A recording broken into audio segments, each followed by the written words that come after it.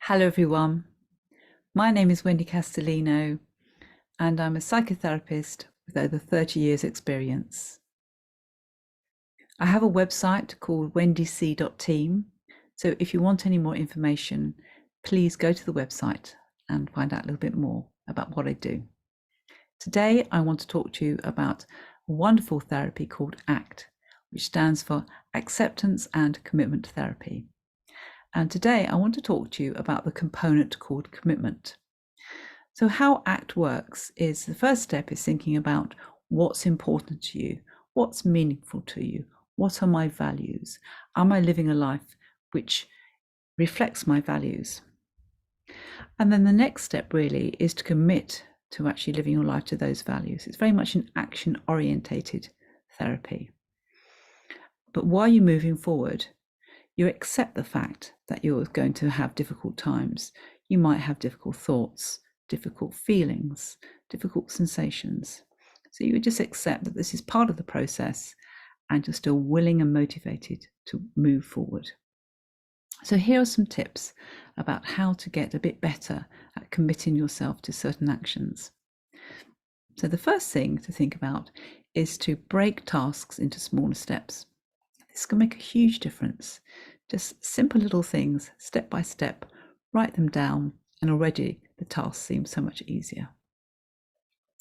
Perhaps use a diary to schedule tasks in. You can use an online diary or paper diary, whatever you prefer, but just start to write down things that you need to do in your diary. Create cues for actions.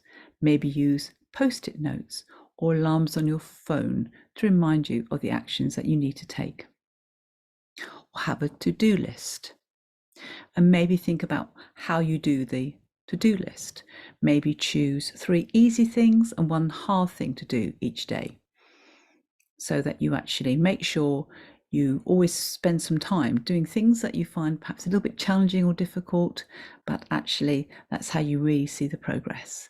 And maybe reward yourself by just doing 3 small things, which are quite good, but maybe not quite so important. Maybe set yourself a challenge to do 1 thing each day and don't break the chain. Just keep the chain going for as long as you can and don't miss a day. So challenge yourself to actually keep the chain going. Maybe keep a diary and then read it each night. Reflect on what you did, what worked, what helped you, what sort of motivated you, what did you learn from taking those actions. Another thing you can do is to share your ideas with other people by saying out aloud and commit yourself.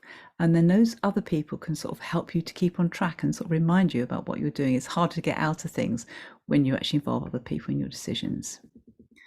Don't forget to encourage yourself and be kind. And just sometimes don't overthink it.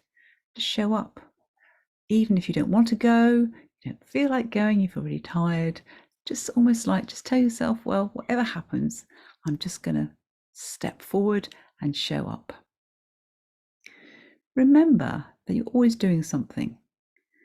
Ask yourself if that action is a choice driven by fears, playing small, or just fitting in. Think about every moment provides an opportunity for you to connect with an action that's important to you. What is important to you? And are you following those actions that are meaningful to you and give a sense of importance and purpose in your life? Remind yourself that difficult and unwanted feelings, they don't have to stop you. It doesn't mean that just because you have difficult feelings, it's not important to do. And actually, it's a really wonderful feeling if you can overcome a sort of lack of motivation or something you're really resisting want to do, but you know it's important to do it. You just have that negative feeling about, oh, it's the last thing I want to do. But if it's important to you, just really practice overcoming those feelings, and it can be an amazing sense of achievement when you do.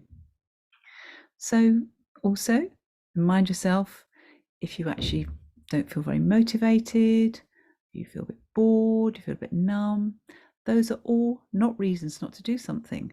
They're just states of mind, aren't they, really? And it doesn't mean to say you can't do those things. So remind yourself of this is not a reason not to do things. Don't wait until you are motivated.